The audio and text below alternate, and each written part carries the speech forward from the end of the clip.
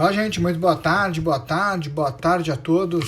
Vamos lá, só um segundinho, um minutinho, eu já começo falando um pouquinho do resumo da semana, tudo aquilo que aconteceu durante a semana no mercado financeiro.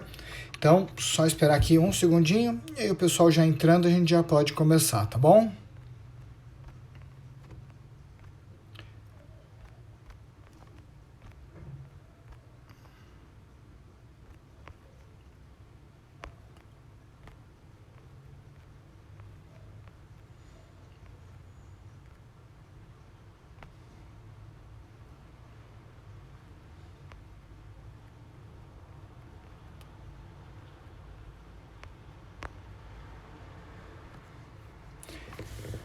Vamos lá, gente, para a gente poder aproveitar ao máximo o tempo, Vitor Basile falando, sócio da RV4 Investimentos, um grande prazer estar com você hoje à tarde, para que a gente possa comentar um pouco sobre um assunto que é uma delícia, que é mercado financeiro, mas hoje, né, a intenção dessa live é justamente a gente poder falar um pouquinho do que aconteceu durante a semana. Então, só para a gente poder ter uma confirmação, só manda para mim um aceno, digita 1, só para a gente poder ter certeza que você está me escutando direitinho, só para eu poder ter convicção disso, e aí eu já começo, tá? Só digita 1 ou qualquer coisa no seu teclado, só para poder ter certeza que você está me ouvindo direitinho. Maravilha. Bom, gente, vamos lá, então.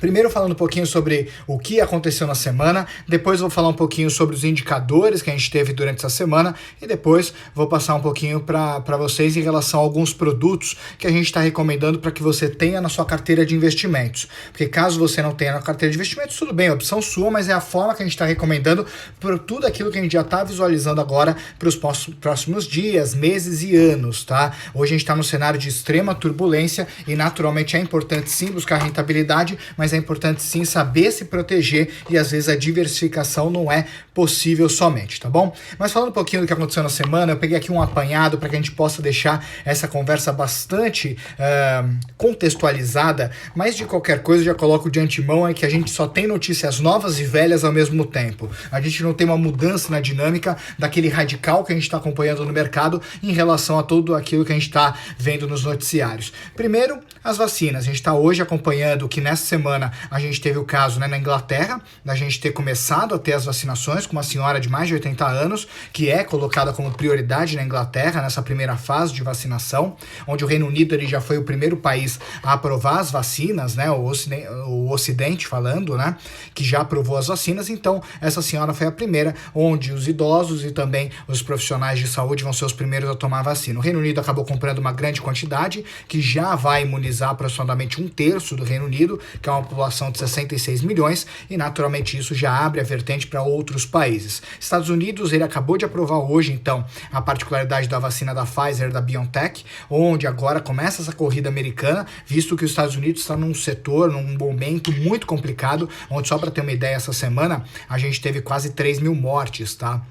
E essas 3 mil mortes que aconteceram nos Estados Unidos na quarta-feira, isso é mais do que teve de mortes no World Trade Center. E o número de casos americanos está subindo e não é à toa que a gente acaba acompanhando muitas notícias em relação à economia, onde, por exemplo, semana passada, a quantidade de vagas de emprego norte-americanas vieram menores do que a expectativa. Essa semana, as vagas, né, os pedidos de seguro-desemprego vieram maiores do que a expectativa, ou seja, a gente vê uma caída na quantidade de vagas e também uma subida na quantidade de seguro-desemprego. E qual é o problema disso? É a briga que está tendo no Congresso americano, que já está, né, história velha, entre os democratas e republicanos, onde tudo começou com um pacotão de 2,2 trilhões de dólares, e aí foi descendo. Agora os democratas estão tentando passar um pacote de 908 bilhões de dólares, que a princípio os republicanos eles não estão querendo por causa de séries de várias restrições, e o que os republicanos estão topando é um pacote de 500 bilhões de dólares. O ponto é que essa discussão não está evoluindo e naturalmente se terminar o ano sem essa discussão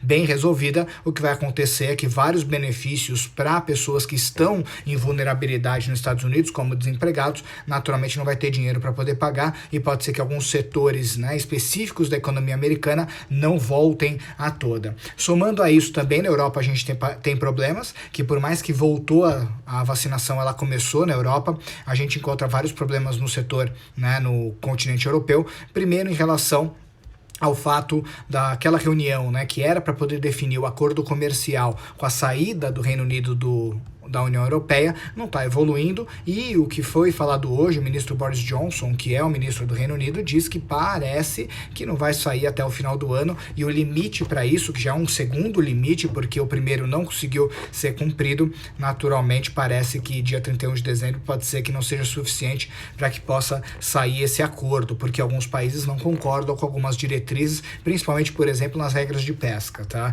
Só que uma boa notícia que veio do Reino Unido hoje é que a Hungria e a Polônia, que tinham vetado para o orçamento da União Europeia de 2001 a 2027, eles acabaram liberando, né, tirando os vetos, que acabava travando quase 2,2 trilhões de euros, tá, que seria colocado dentro desse orçamento para justamente você poder ter estímulos à economia, 1,3 trilhões de euros, tá, que foi colocado como estímulos para a economia da Europa entre 2021 e 2027, que a Hungria e a Polônia não concordavam.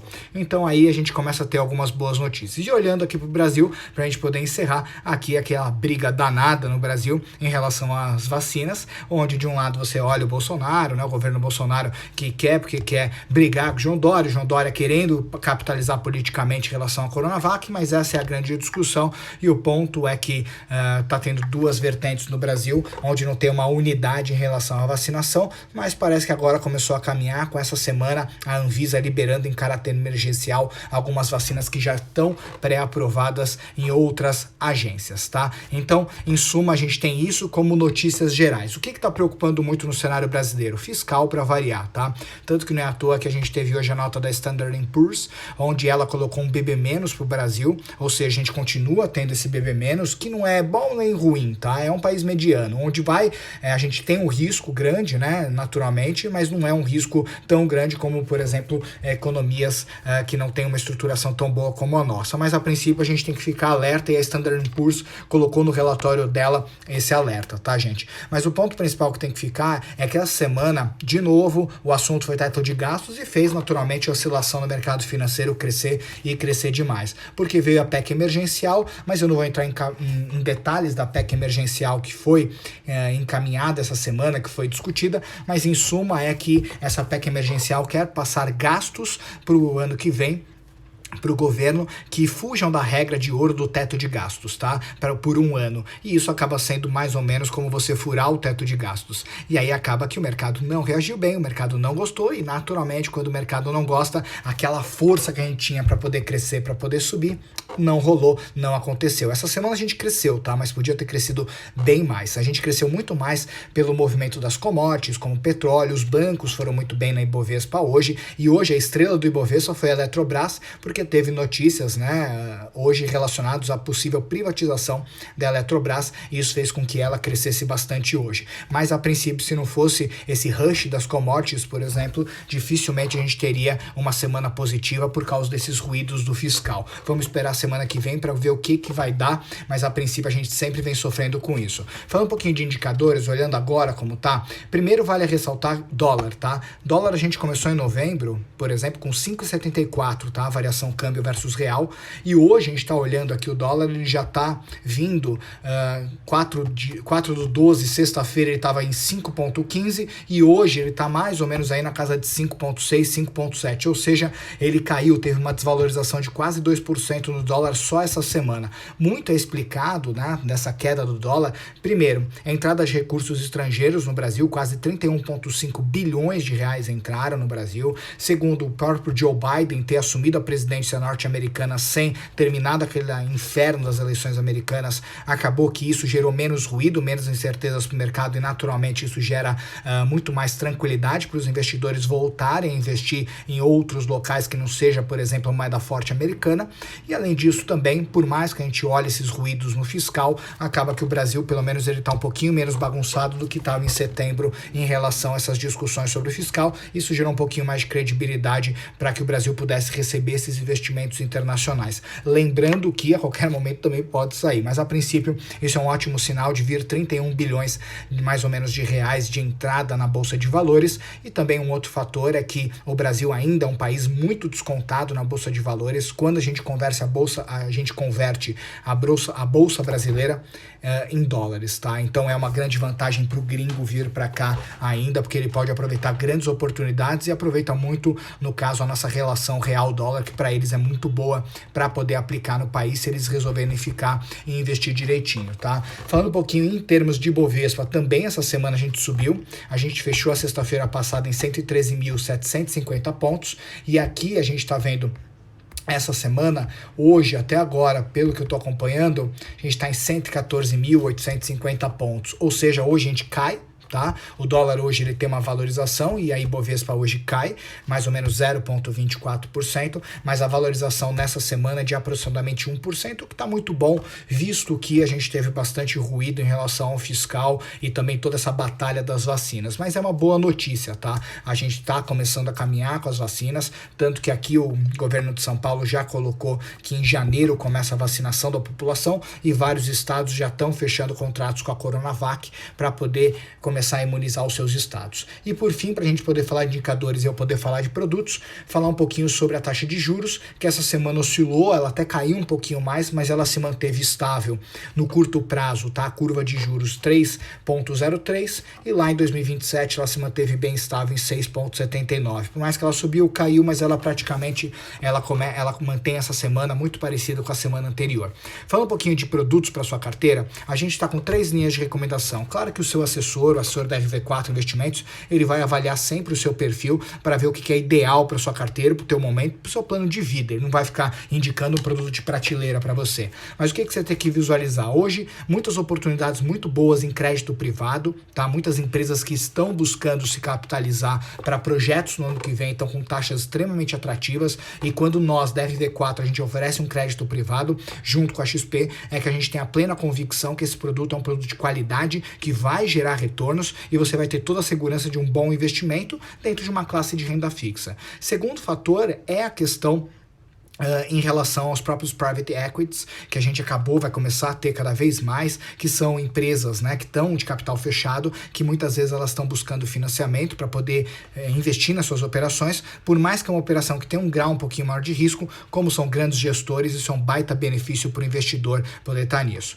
Além disso, a gente fala muito sobre inflação. Tem inflação na sua carteira, você precisa sim ficar de olho em ter inflação dentro da sua carteira. Não dá para você ter produtos que você pode ter bolsas, pode ter tudo, mas inflação a gente está recomendando muito. Por quê? Porque agora, por causa da pressão que teve nos alimentos, é claro que a gente não consegue visualizar ainda claramente o ano seguinte. A inflação no ano seguinte, o relatório Focus do Banco Central já está aumentando, mas a princípio pode ser que ela aumente ainda mais e por isso que é tão importante você ter produtos que se conectem à inflação na sua carteira, onde eles paguem uma inflação mais uma taxa de rentabilidade, o que é uma alternativa de rentabilidade real, mas você também passa a ter um indexador da inflação que acaba protegendo você e o seu poder de compra. E por fim, renda variável. Hoje eu recebi uma pergunta dentro do Instagram da RV4 sobre até onde vai a Bolsa de Valores. Recomendação, Bolsa de Valores ela pode crescer bastante, tem muita oportunidade na Bolsa de Valores brasileira, tá? Então assim, é sim uma boa oportunidade você estar na Bolsa, porém, você arruma o telhado em dia de sol, tá gente? Então, o que acontece é que se você hoje vê a bolsa e naturalmente a gente tem muitas coisas que a gente não consegue enxergar por causa da alta volatilidade, grande recomendação que eu dou é proteja a sua carteira com operações de hedge, faça operações que você proteja a sua carteira com potenciais solavancos e quedas que tenha. Muitas vezes o investidor ele é muito otimista e às vezes ele não pensa muito no que pode dar de errado. Nosso trabalho como assessores e profissionais do mercado de investimento é pensar inclusive no que não pode dar errado. Então conversa com o seu assessor para você poder ver formas de poder proteger a sua carteira, tá bom? Um grande abraço, hoje é o resumo do dia, fico por aqui e a gente se vê na próxima semana no resumo da semana da sexta-feira que vem. Tchau, tchau, gente.